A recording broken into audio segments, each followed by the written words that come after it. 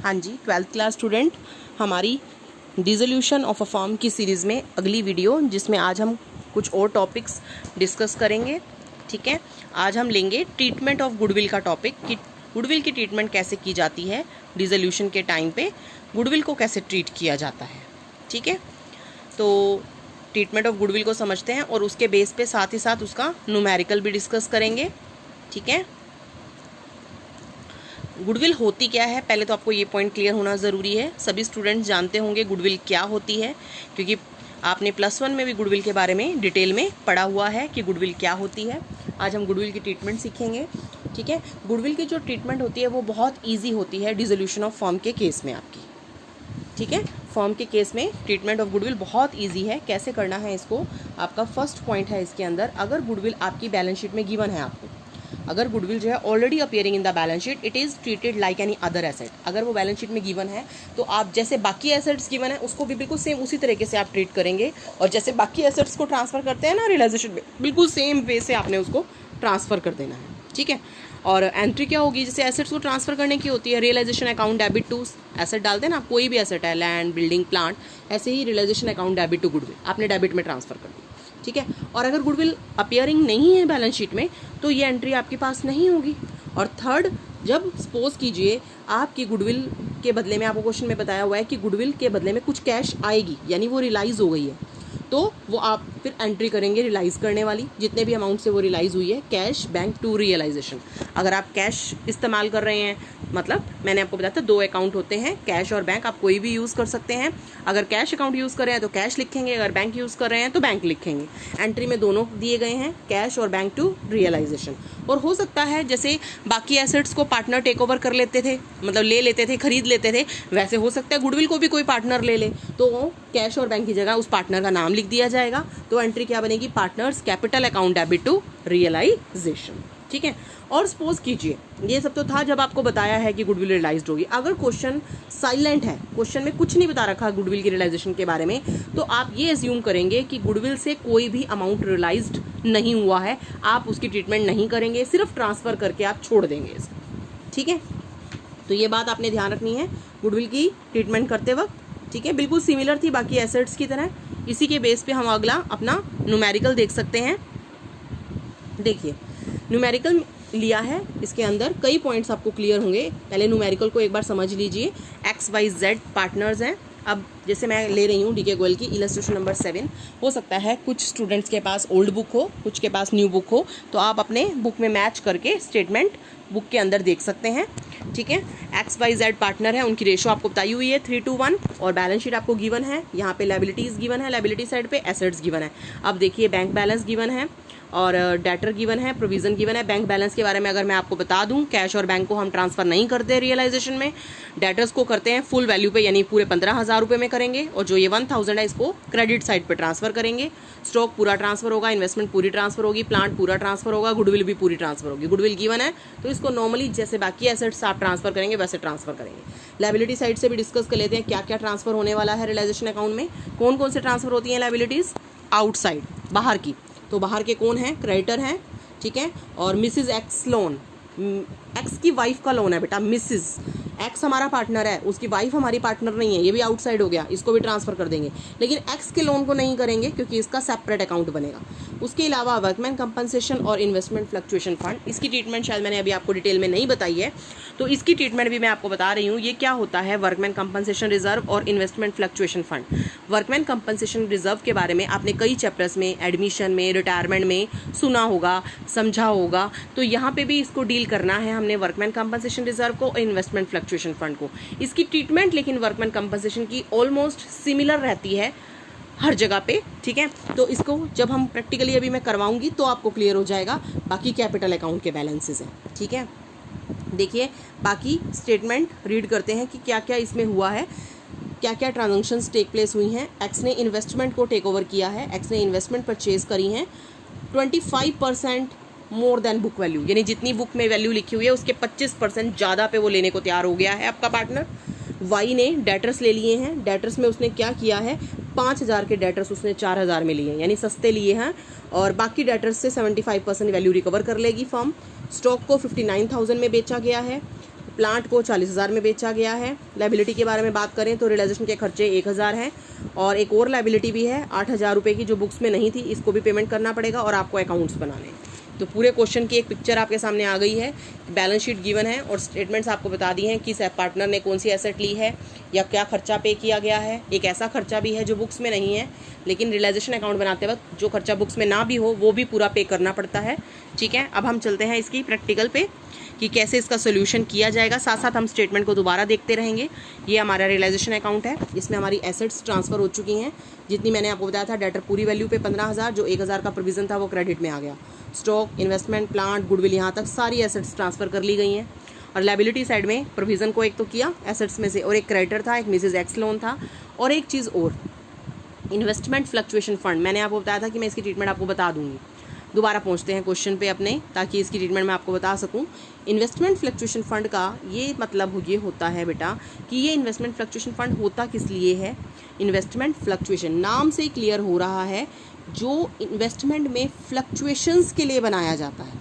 Investment क्या होती हैं, ये देखिए एसेट साइड पे आपको इन्वेस्टमेंट दे रखी है। इन्वेस्टमेंट मतलब कहीं बाहर पैसा लगाया हुआ है फर्म ने, कहीं इन्वेस्ट कर रखा है, उससे इनकम होती है फर्म को। लेकिन जो बाहर पैसा लगता है कहीं पे, वो रिस्क पे होता है बेटा।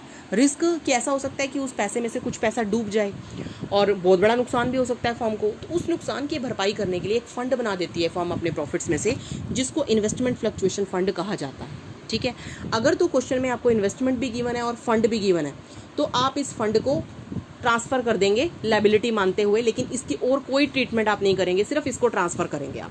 क्योंकि इन्वेस्टमेंट गिवन है, इसका मतलब है ये फंड इन्वेस्टमेंट के लिए बना हुआ है, इसका और कोई ट्रीटमेंट नहीं करना, सिर्फ आपने इसको क्या कर देना है, ट्रांसफ़र कर देना है। ठीक है, तो ये बात आपको ध्यान रखनी है। अब इसको ट्रांसफ़र कर दिया गया है। ठीक है, और वर्कमैन कंपनसेशन को इसके अंदर नहीं लेके जाएंगे हम रियलाइजेशन के अंदर।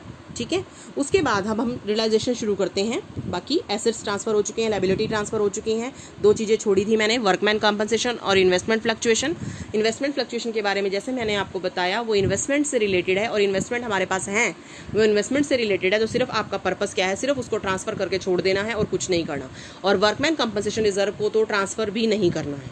ठीक है, अब एसेट रियलाइज कैसे कैसे हुई हैं वो देखते हैं। आपको साथ साथ याद होगा कि मैंने आपको रीड करी थी स्टेटमेंट, साथ साथ आप अपनी बुक रख सकते हैं अपने पास। अब डेटर्स हैं, डेटर्स में ये था कि एक पर्सन ने, जो एक पार्टनर था, उसने 5,000 के डेटर्स 4,000 रुपये में लिए थे। मेरे को स्टेटमेंट याद है, मैं साथ साथ बोल रही हूँ, आप अपनी बुक में साथ साथ वीडियो चला के देख सकते हैं। वाई नाम का जो पार्टनर था, उसने डेटर्स लिए थे 5,000 वाले 4,000 रुपये में। डेटर थे कितने, क्वेश्चन के अंदर डेटर थे कितने जो इधर ट्रांसफर है, 15,000 के टोटल डेटर्स थे। 15,000 में से 5,000 वाले डेटर उसने 4,000 रुपये में ले लिए, यानी हमने वाई के अकाउंट में डाल दिया by Y's capital account. Y के कैपिटल अकाउंट में 4,000 लिखे क्योंकि उसने 4,000 रुपये में लिए हैं। ब्रैकेट में डेटर लिख दिया 5,000। टोटल कितने के थे डेटर्स, टोटल के डेटर हैं आपके 15,000 के। ठीक है, उसमें से 5,000 के डेटर्स तो ले लिए गए हैं वाई के द्वारा, टोटल बाकी बच गए हैं 10,000 के। 5,000 के डेटर लिए 4 में हैं, हम उतनी वैल्यू लिखेंगे जितने में लिए हैं, रियलाइज 4,000। अच्छा, अब 10 के बचे, 10 का कहता है इस 10,000 को 75% पे बेच दिया गया। इसका 75% निकालेंगे, यानी 7,500 आएगा, वो आप बाय बैंक में दिखा देंगे, यानी वो बेचे गए हैं। उसके बदले में कैश आ जाएगी फर्म के पास 75%। तो डेटर तो पूरा हो गया, एक एसेट आपकी पूरी बिक गई। ठीक है, ये क्लियर हो गया होगा। उसके बाद सेकंड एसेट थी आपकी स्टॉक। स्टॉक कितने में बिका था, वो 59,000 में। और प्लांट जो है, प्लांट 40,000 रुपये में। जितने में भी बिका आपकी स्टॉक गया, प्लांट गया और आपके डेटर्स भी गए हैं। गुडविल के बारे में कुछ नहीं बता रखा था और मैंने आपको बताया था गुडविल की ट्रीटमेंट के वक्त, गुडविल की अगर कोई रियलाइज्ड वैल्यू ना दे रखी हो तो उसका कुछ नहीं करेंगे, इसका मतलब वो रियलाइज्ड नहीं हुई है। डेटर हो चुके हैं, स्टॉक हो चुका है, प्लांट हो चुका है। उसके अलावा इन्वेस्टमेंट बची है। इन्वेस्टमेंट को एक्स ने लिया है 25,000 रुपये, तो एक्स के बाय एक्स कैपिटल में हमने दिखा दिया। चारों एसेट्स हो चुकी हैं। गुडविल कुछ नहीं रियलाइज करा पाई, गुडविल को नहीं लिखेंगे हम। ठीक है, उसके बाद लाइबिलिटीज़ की पेमेंट थी, उसमें सिर्फ आपके दो बता रखी थी, रियलाइजेशन के एक्सपेंसेस और एक ऐसी लाइबिलिटी जो बुक्स में नहीं थी, तो दोनों पेमेंट आपको करनी है। तो उसके लिए देखिए, बैंक अकाउंट एक्सपेंसेस 1,000 के थे और डैमेजेस 8,000 के थे, तो 2 बैंक करके हमने दिखा दिए। उसके बाद किसी लाइबिलिटी के बारे में नहीं बोल रखा था बेटा। लाइबिलिटी के बारे में अगर ये बोले चाहे ना बोले क्वेश्चन में कि पे करनी, आपको पूरी पे करनी पड़ेगी। अगर नहीं बताया होगा तो 2 लाइबिलिटीज़ हैं हमारी आउटसाइड जो पे होने वाली हैं। कौन कौन सी, क्रेडिटर और मिसिज एक्स लोन, वो दोनों फुल पे कर दिए जाएंगे। क्यों? क्योंकि कुछ नहीं बता रखा उनके बारे में। जब कुछ नहीं बता रखा पेमेंट के बारे में भी कितनी पेमेंट करनी है, तो आपने फुल पेमेंट करनी है। ये एक रूल होता है कि जब पेमेंट के बारे में ना बता रखा हो तो पेमेंट फुल करनी पड़ती है आउटसाइड लायबिलिटीज़ को। उसके बाद इस क्वेश्चन में आपका क्या निकल आएगा, क्वेश्चन के अंदर आप पूरा क्वेश्चन कर चुके हैं। इस क्वेश्चन में आप अगर कंपेयर करेंगे तो डेबिट साइड का टोटल ज़्यादा आ रहा है, ठीक है। वो टोटल आप करके देखते हैं अभी टोटल किस साइड का ज़्यादा है, दोनों तरफ का टोटल किया जाता है। तो इस क्वेश्चन में डेबिट साइड का टोटल ज़्यादा है, तो इसका मतलब फर्म को क्या हो रहा है, लॉस हो रहा है। और वो लॉस तीनों पार्टनर्स में, जितने भी पार्टनर होंगे उनमें उनकी कैपिटल रेशियो में, प्रॉफिट शेयरिंग रेशियो में डिस्ट्रीब्यूट कर दिया जाएगा, ठीक है। ये पहला अकाउंट था जो बन चुका है। उसके बाद दूसरे नंबर पे बारी आएगी इसके लोन अकाउंट की, क्योंकि एक्स का लोन अकाउंट दिया हुआ था। कुछ मुश्किल नहीं होता पार्टनर का लोन अकाउंट बनाना, सिर्फ लायबिलिटी साइड पे जाके उसका बैलेंस बीडी लिखते हैं। मैंने आपको बताया था लोन लायबिलिटी होती है, लायबिलिटीज़ के बैलेंस क्रेडिट होते हैं, इसलिए क्रेडिट साइड पे जितना बैलेंस गिवन है वो लिखा और उसकी पेमेंट कर दी गई, फुल पेमेंट उसकी दिखा देंगे आप लोन अकाउंट की। तीसरे नंबर पर फिर हमारे बनेंगे कैपिटल अकाउंट्स, तीनों पार्टनर का कैपिटल अकाउंट बनाना है, ठीक है। देखिए कैपिटल अकाउंट में तीनों के अकाउंट ओपन कर दिए गए हैं, एक्स वाई जेड। तीनों के बैलेंस भी कैपिटल साइड पे लिखिए, क्योंकि कैपिटल के बैलेंस भी कौन से होते हैं आपके, क्रेडिट होते हैं, तो क्रेडिट में लिखने हैं बाय बैलेंस बीडी। और अब ये चीज़ें देखनी है आपने कि इन पार्टनर्स ने अगर कोई एसेट और लायबिलिटी ली है वो लिखनी है। दूसरी चीज़, अगर इनको फॉर्म से कोई रिजर्व, कोई वर्कमैन कंपनसेशन मिला है वो इनमें बांटा जाएगा। तो इस क्वेश्चन में वर्कमैन कंपनसेशन रिजर्व था, तो ये एक ऐसी चीज़ है, जनरल रिजर्व हो, वर्कमैन कंपनसेशन हो, रिजर्व फंड हो, पीएल बैलेंस हो, अगर लायबिलिटी साइड पे गिवन है तो वो पार्टनर्स में बांट दिए जाते हैं उनकी प्रॉफिट शेयरिंग रेशो में। देखो बांट दिया गया, इसको हम रियलाइजेशन में लेके भी नहीं गए थे, ठीक है। उसके बाद पार्टनर्स ने एसेट भी ली है, दो पार्टनर है, एक्स ने और वाई ने। एक्स ने लिए हैं 25,000 की इन्वेस्टमेंट ली थी और वाई ने डेटर्स लिए थे, वो उनके अकाउंट में डाल दिए गए डेबिट में, क्योंकि उनसे उनका बैलेंस कम हो जाएगा क्योंकि उन्होंने एसेट ली है। उसके अलावा लायबिलिटी किसी पार्टनर ने ली नहीं है और रियलाइजेशन का लॉस भी तीनों पार्टनर में डाल दिया गया डेबिट में, और बाकी जो बचा उनका फाइनल पेमेंट उनको कर दी गई है। उसके बाद बैंक अकाउंट लास्ट में बनता है, बैंक अकाउंट। इसी से पता चलता है हमने क्वेश्चन ठीक किया कि गलत किया, हमारी कोई गलती तो नहीं हुई है, टोटल बराबर हो जाना चाहिए इसका। तो सबसे पहले इसमें बैलेंस आएगा और इसका बैलेंस डेबिट साइड पे आता है। क्यों आता है डेबिट साइड पे? क्योंकि ये एक एसेट है और एसेट्स के बैलेंस हमेशा क्या होते हैं आपके, प्लस के बैलेंस होते हैं, पॉजिटिव बैलेंस होते हैं, डेबिट बैलेंस होते हैं, ठीक है, यहाँ लिख दिया।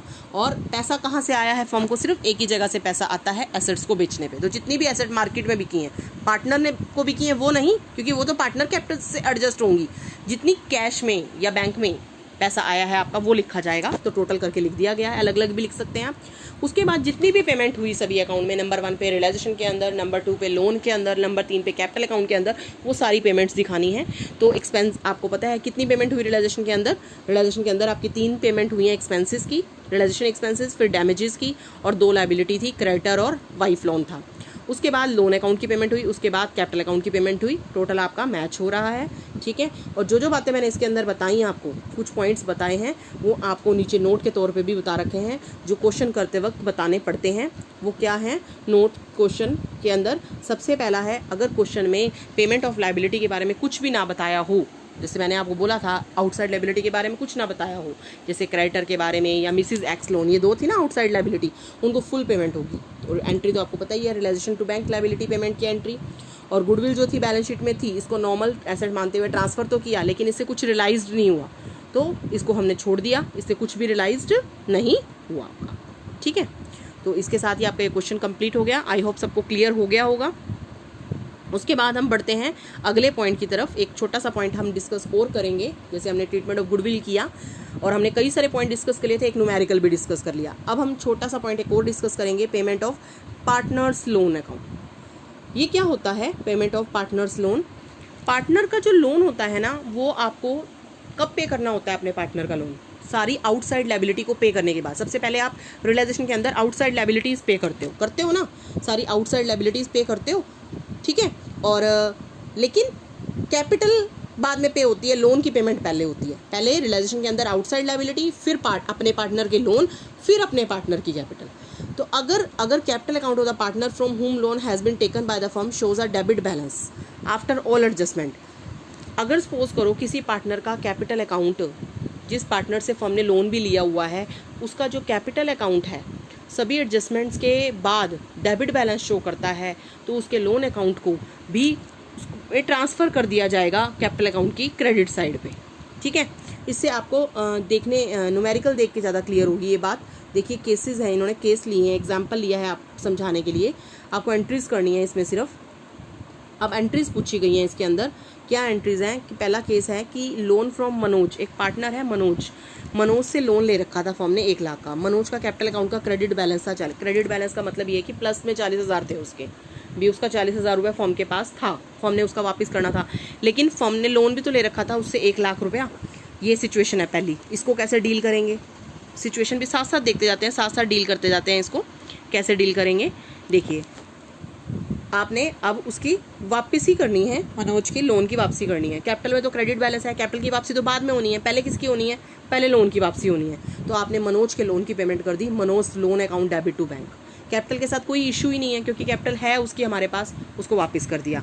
अब सेकंड पॉइंट आपका देखते हैं इसमें। सेकंड पॉइंट में क्या बताया हुआ है, लोन तो है 1 लाख का और मनोज की कैपिटल का डेबिट बैलेंस है। इसका क्या मतलब हुआ, डेबिट बैलेंस है यानी 1 लाख रुपए का तो लोन ले रखा है आपने फर्म ने उससे, यानी फर्म ने उसका 1 लाख वापस करना है, लेकिन डेबिट बैलेंस है 70,000 का। डेबिट का मतलब क्या, उसने फर्म को 70,000 देना है कैपिटल के तौर पे, फर्म ने उसको 1 लाख देना है लोन वापसी, और उससे लेना कितना है कैपिटल के तौर पे 70,000। तो क्या इन दोनों चीज़ों को एडजस्ट किया जा सकता है, यही चीज़ इसने बतानी है इसमें से।